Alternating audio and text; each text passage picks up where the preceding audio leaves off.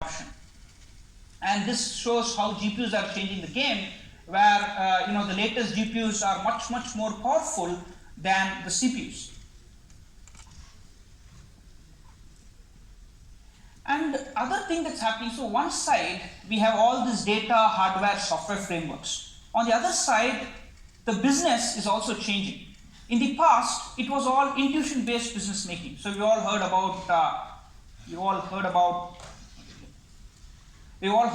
the highest paid, the Hippo framework, right? Where intuition to action, right? The highest paid person makes a decision, it's his intuition. From there we are going to a case where people have a hypothesis, they test the hypothesis out and come up with decisions. And the paradigms of the solution are also changing. Some people want real-time solution, some people want offline solution. Both have their benefits in certain cases. And machine learning framework should be able to accommodate both. Then, in the past, people were happy with generic solutions. Today, people want very specific solutions. Hey, I want something specific to marketing, or specific to sales, specific to the BU that I am in. Then, a testing impact culture. Your internal testing has very little value. What really matters is results in the real world. Then, people are no longer happy with insights. People want real value. What is the value added to the bottom line? So, with this context, right? So, where we're seeing this hardware, software, data, businesses changing. There are different players in the ecosystem, right? So, who are the players? So, the players are really like the data scientist. What is the data scientist's job? The data scientist's job builds a model. Then you have the business. What does the business do? The business actually defines the requirements for a model. So, business is the person from whom I as a data scientist get requirements. Business is the person who actually uses the model, right? The adoption is with the business. Then there's a software engineer. A software engineer takes the ML model and then puts it into an application or a product. DevOps, they deploy the model. So for an ML leader, it's very important that the models are reproducible. So if my team builds a model in development, it should give the same results in production. We look at reproducibility framework in a slide. Then it should be very easy to retrain a model, which is automation. It should be extensible, which means I can build a new model very easily. Modularity, which is I can organize it into pipelines. There's a feature engineering pipeline, there's a modeling pipeline, and within feature there's a feature selection pipeline, so that we can isolate problems and we can reuse it. So if there's a similar problem, we say, hey, yes, we take the feature engineering pipeline for product X, we put it to product Y. It should be scalable. You should be able to serve predictions to a large number of customers, and we should be able to test variations between model versions because customer characteristics change, and we should be able to do that.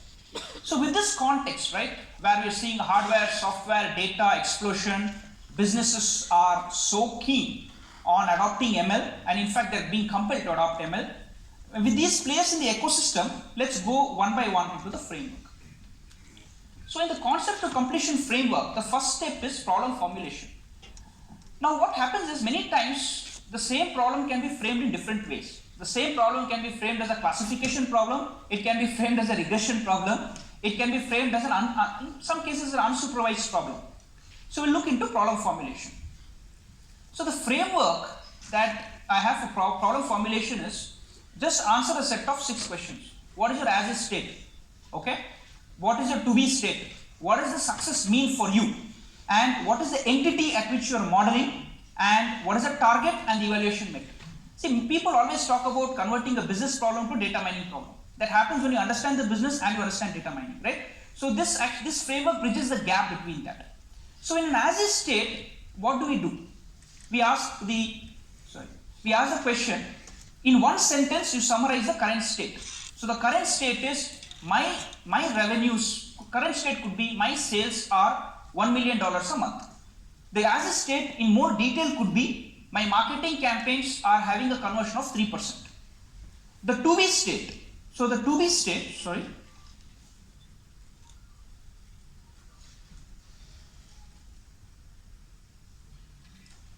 about that, I just switched it off. Yeah, so in the to-be state, we summarize the future state the way we want it. What is the focus metric going to be like, right? So for example, conversion in the ideal state, my conversion is like 2% instead of 1%, okay? Then what does success mean? Like, what do we need to do to move from current state to future state? Because in many cases, the business may not be equipped to move us from current state to future state, in the sense that the business group we are talking to. So if we want to increase, if you want somebody to actually influence sales, we may have to talk to the sales team. They may have the keys to actually the call center contacting people. They may have the keys to road shows. Then what is the entity at which we model? Now entity is very important because this is the data matrix. The first step in any data mining problem is to create a data set, which means you have to aggregate all the features at some entity. For example, if we have to build a model to say which customer will default, the entity is the customer, right? We have to aggregate all information about the customer at one place. Then what is the target, right? The target is what do we want to be better at, and then the evaluation metric. The evaluation metric, if it's a classification problem, we first ask the question, is it imbalanced or not? If it's imbalanced, we have to go with area under curve or S score. If it's balanced, we can use accuracy. Why is that? Because if you look at an e-commerce company like Amazon or Flipkart, the conversion of computers and accessories is 0.6%, something like fashion is 5%. If you predict that nobody buys, you're like 95%, 99% accurate, right? That's why you need metrics like area under curve. If it's a regression case, it could be mean square error, root mean square error. Again, here you have to exercise a lot of caution. If you're building a model to say what is to predict the salary of employees in a company, if you use something like mean square error, then what happen is, for example, working at Amazon, then Jeff Bezos' salary probably is very high, and therefore, the model will try to correct for him. So in such a case, root mean square logarithmic error may be better. Then if it's an unsupervised use case, usually it's going to be again area under curve or segmentation. So the framework that I propose is that you ask questions on what is your as is state, what is your to be state, what is your success metric, what is the entity, and what is the target and evaluation metric. We look at this in some use cases. So we have 3 use cases here. The first use case is going to be like an online charity seeking donations. So this is an example of donorschoose.org. This was actually the topic of the KDD Cup in 2014, where teachers propose projects requesting funding, and anybody in the world can go to that website and donate money to that project. The other use case is at a bank, where we are taking example of Corporation Bank. They want to disburse loans to people, and they want to minimize the percentage of non-performing assets. And the third is an R&D case study, which is like storage, where you have a storage company, storage virtualization company, which means that they actually don't have physical storage, but they actually they're providing virtual storage to the customers, not physical storage, where the storage is happening in some location, but we're using a cost benefit.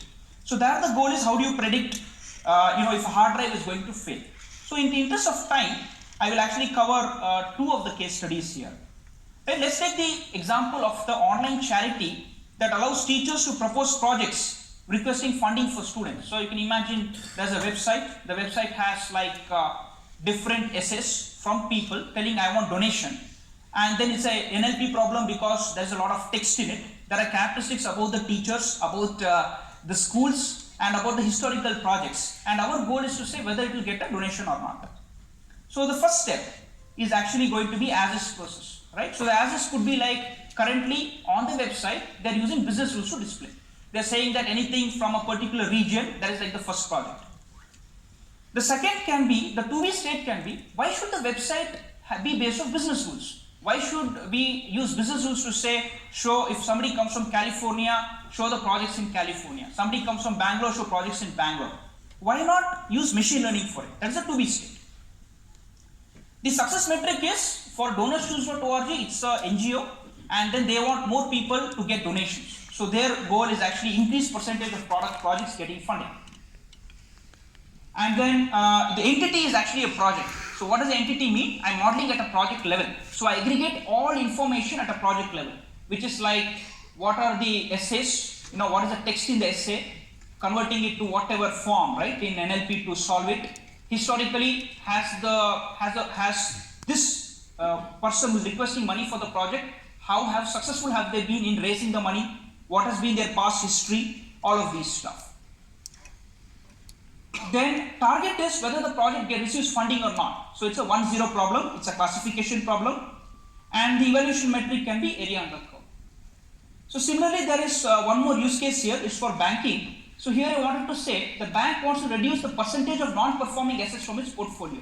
So here we cannot say that we will predict whether a particular loan is good or not. We have to predict like what is the default percentage going, what's the default dollar going to be, right? So the way we define the problem is very important. For example, if we define this banking problem as a problem of credit, where we try to say whether to give a loan or not, then the challenge is that you may actually capture a lot of people who are likely to default, but you may miss out on somebody who is going to be a big defaulter who can run your company bankrupt, right? For example, Kingfisher case or something you may miss. So in this particular case, we have to have the model done differently.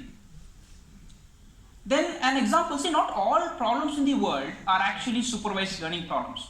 A large chunk of the problems in the world are unsupervised learning. And in the real world, labels are very difficult to get. For example, any project you do with R&D teams or product teams in the industry or in anywhere, they are all going to be unsupervised problems. For example, this particular case is a storage virtualization case. So what happens is you don't get real storage, you get some virtual storage. So it's like a product vSAN which VMware has. So what happens is you actually say that I want 1 terabyte of storage. The storage may be in Japan or China, whatever. It's a shared storage. And for a company, you have to predict whether the storage is going to fail or not, right? So you can imagine a cluster of 100,000 hard drives or 1 million hard drives, and we're trying to predict what will fail. So what is the as-is state? The as-is state is we have some information about the hard drives. At every point in time, we're getting information about bandwidth, throughput, latency. Then the to-be state is, the as-is state is what they will do is they will say that whenever the throughput is dropping, maybe there is an anomaly, let's go and fix it. But the to-be state is how to have an ML model for it. The success is, we don't want to send too many alarms. So if we send like out of alarm every minute, it's not useful. So there should be low false positives. And there should be very high true positive also, because see, we don't want to miss out a case where customer's hard drive will fail and then we will get sued, right? The entity is a state of a storage cluster at time. So at every point in time, we're getting information about bandwidth, latency and throughput. And then the target is if something is anomalous, but anomaly is not defined, okay? Yeah. And then here we could use F-score or something on higher precision and recall. So this is a very, very common use case where you don't have labeled data, or the labeled data is very less. Maybe 100 out of 1 million records are labeled, right? In this case also we can apply this. So it's very simple to convert a business problem to a data mining problem. Just ask these questions to your stakeholders. We have to ask these questions to our stakeholders: as-is state, to-be state, success, entity, target and evaluation metric. This also solves a large portion of data mining. When we build a model, we have to say use this entity, use this evaluation metric, and then this solves a large problem. Then it's also very important to get the business view of the problem. So getting business knowledge by talking to stakeholders, right? So one other thing that I've found very useful in my experience is mirroring actual users. So if there's a sales team trying to target people, sitting with the sales team and understanding how they actually target people. Then talking to varied groups. Even if the model is being done for sales, talk to product, talk to R&D, talk to marketing, talk to finance. Then ask questions, right? Exploratory questions. What do you think influences the as-is state? What do you think are the drivers for the to-be state? What is your view of a customer? So if we launch a new product, okay, let's take a simple product. A new mobile phone is being launched. Ask marketing, who is this targeted at, right? What is your view of a targeted? What's your view of a customer, or what is your view of a default? Then sometimes data is in the data warehouse, sometimes data is not in the data warehouse. So as data scientists, we should be very willing to go and explore data that is not in data warehouse. For example, we may want to. It may so happen that anybody who has a certain Oracle version is actually more likely to buy a particular product. Now, no company will tell that I run Oracle version X, something public. It's not publicly disclosable information, right? So there are multiple ways you can get the information. You can scrape LinkedIn and you can search, for example, the profiles of people, because people write on the LinkedIn profile saying, hey, I used to work at this company these years and use this Oracle version, right? Yeah. So this covers the formulation portion. Next, we will go to the research and development pipeline. Before that, I want to say that it's very important that everyone has a development environment and has a production environment. So development is where we build our model. Okay, so research and development is where we build our model. Production is where we score our model. The environments have to be separate and organized into pipelines. So whatever slides I show here, they are going to be as pipeline. Okay, which means that everything is written as a module. First thing is cross-validation strategy. How do you create your holdout set? Whenever there is time-based element, we have to use time cross-validation. Okay, for example, trying to predict who will buy in the future, right? In an e-commerce firm, that's going to be a time-based problem.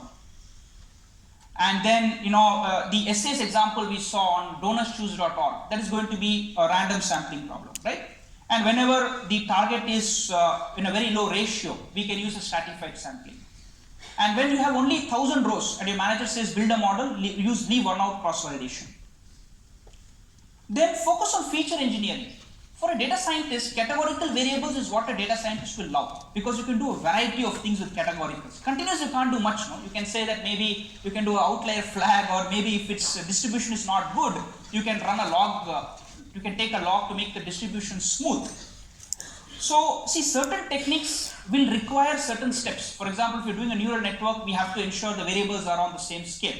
Whereas if you're doing a decision tree, you may not need. So what I've done is written a list of steps that is required. For categorical variables, there are a variety of ways in which we can play with categoricals. We can actually use dummy variables or one-hot encoding. We can encode them as counts. I can say that, suppose states is a feature, we can say replace a state with its population. Or we can replace a state with the number of times the state occurred in the data set. Right? We can use damped averages, we can run a decision tree, and we can replace each categorical variable with its position in the position of the split. Then we have to treat missing variables. We can actually, if there are very few levels, we can collapse that into a bucket called other. Then the framework for feature selection. Now feature selection, the first thing to do is always to apply first principles. Whatever is correlation of 1, we can drop it. Whatever is low variance, we have to think, right? Because, see, a variable that has no variance cannot explain the target. But in anomaly detection, that may be the most important variable, right? So it's very important to do that. Then there are a lot of filter methods. Let me look at the area under curve of every target against every variable. Let me drop it. Then we can use wrapper methods, where we say that build a model with only one variable. Add another variable and see how it works. Then go on dropping it, or start with all and reduce to few. Or we can use the output of a ML model. Run a random forest, get a set of features. So it's actually important to try all these techniques for the best model. It's very, very important to ensure that our model generalizes. Because if the model does not generalize, it is useless. Now leakage happens when you capture the target variable directly or indirectly among the features. See, for example, I was actually working on one of the projects with my team last month. We found that there's a feature where somebody has put the days since audit. This actually means he's been audited, right? That causes leakage. So the model may give you a very good result, but actually it is leakage. So in these cases, many times leakage happens because of data scientist errors, which is like you don't use the right cross-validation strategy, or there is a lot of leakage. Then we also have to check for overfit. So overfit, see, generally what happens is, right, people actually use the holdout set only to say which hyperparameter I should use. If I'm running a random forest, what should be my node? So random forest rarely requires hyperparameter tuning. Let's take XGBoost for example. What should be the learning rate? What should be the min obs in node? What should be the depth of each tree? Right? What should be the row sampling parameter? What should be the column sampling parameter? So you have to use the holdout set. But holdout set should be used a lot for feature engineering also. Because sometimes if you have only a holdout set and a training set, it may do very well on the holdout set because of the distribution of certain variables in the holdout set. So in the framework, I suggest that we have a separate step for checking overfit. So how will this be? This will be like separate pipelines. There will be a cross-validation pipeline, a feature engineering pipeline, a feature selection pipeline, and a pipeline for each. So I'll not go through the case study in the interest of time. Then we look at the modeling pipeline. So always, we have to try a variety of ML models. So, if you're using anomaly detection, we can try isolation forest, we can try some other methods like PCA, where we try to look at the reconstruction error. So what we do in anomaly detection usually is, we'll run some technique like principal component analysis, and then we will identify the principal components, then we'll try to reconstruct the matrix, right? So you go from 100 dimensions to 2 back to 100, and then you say for that 2, how much is the variation, right? Which is not reconstructible, which means it's very far off. Trying a variety of methods is always encouraged, and in today's world, right, with PyTorch and all, you can define any complex network you want and let the tool do its automatic differentiation for us. Then tuning hyperparameters, a lot of people have talked about it. One very important step for a modeler is to look at bias versus variance. Okay, so bias is your training error, and then variance is actually your error on your holdout set. See, many times people have this question, should I keep a depth of 6 or should I keep a depth of 8? What is the right way? So somebody will say use a grid search, put all the values from 1 to 20, let it run overnight, you'll get in the morning. That's not the way to do it. We have to actually try it with 4, look at the training error and the validation error. If the training error is high, it means that my model is not complex enough. So I have to increase the model complexity. And if it so happens that I start to overfit, then I have to reduce the model complexity. So this is what should I do? If my error is very high in the training set, increase the depth. If the error starts to become very high in the validation set, reduce the depth, right? So this is the way to do it. Then we have to ensemble models, and then we also have to store models. There are different ways to store models, right? On the codes, you can store in GitHub, you can use a Docker Hub, or we can use Amazon DB. So I'm rushing a bit because I want to cover some of the later portions as well. So we will next come to deployment and communication of results. So what did we do so far? We looked at the hardware, software, the business data explosion. Then we looked at how to formulate a problem through 6-step approach. We have a framework for data engineering. We had a framework for modeling and evaluation. Next we'll look at deployment and communication. So in the real world, in the business, there are actually 2 types of uses that happen. One is a standalone ML output. So here what happens is, if you're working, for example, typically in a large company like Dell, somebody may say, hey, I want to know which of my customers are likely to buy, give me a list. So you give a CSV file. But then that results in very poor adoption, because when you actually give a list of company names, the salespeople have to actually go and marry that with some other tool which they won't do, or they have to look up in Salesforce. So giving all the information in one place along with the CSV becomes a very good ML output. Then it's very important to do control tests to measure the results. So why is the adoption of ML models low? Because all the errors, see, one of the truths in the real world, especially in business ML, is that 90% of data sciences projects output are not used.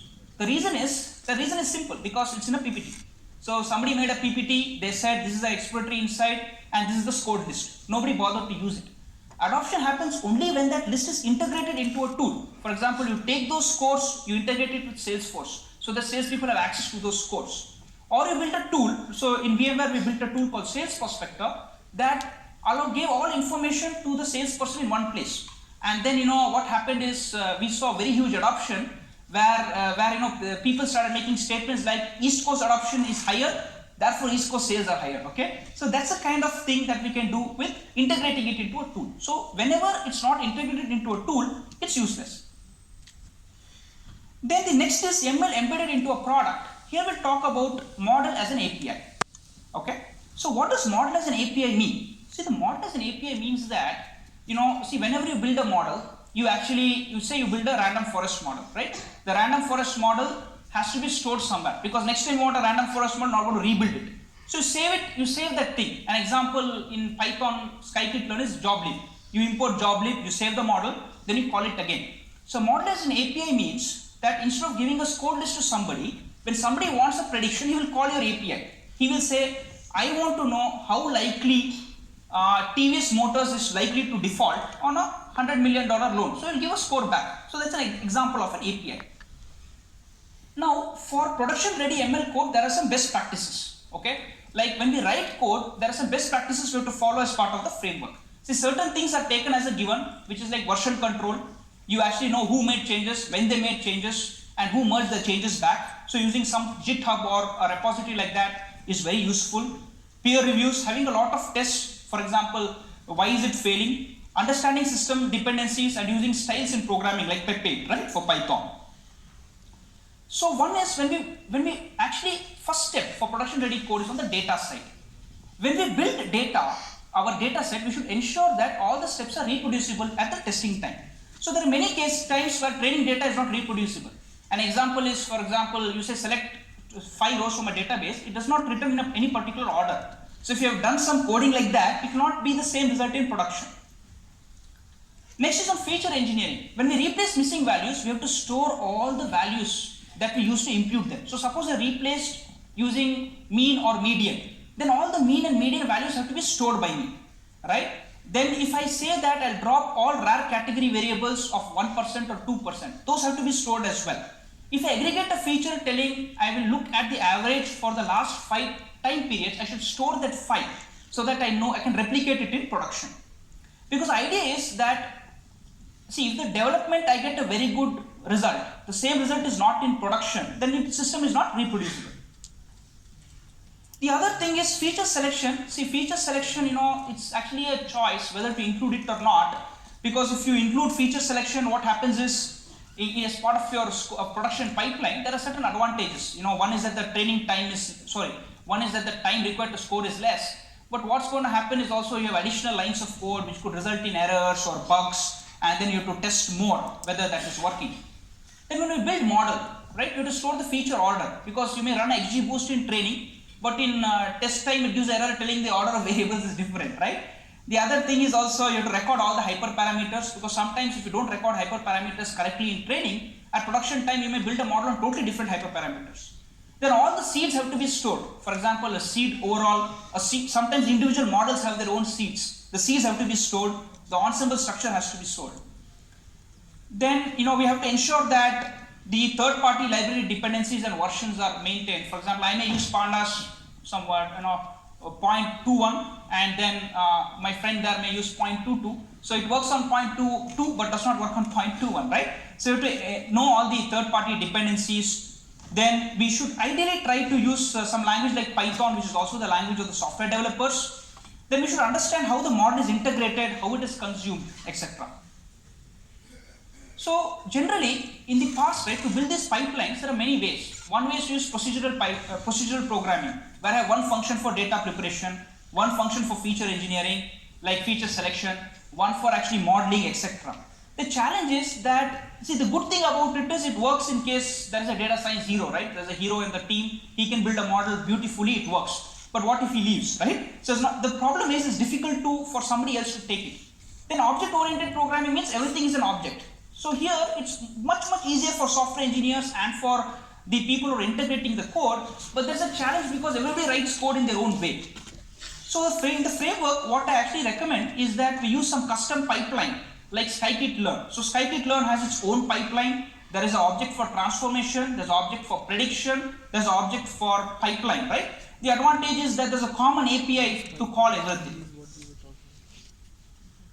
Then reproducibility is very important. These are some best practices. Like I said, use seeds, then always work off a copy of data, then persist the model. Save every model you build, then keep track of intermediate data, code versioning, and usually, right, it's always good to work off Dockers or VMs, because basically, if I have to use, my friend is using 0.22, I don't have to uninstall mine and use 0.22, right? I can use a Docker where he can actually share his environment with me.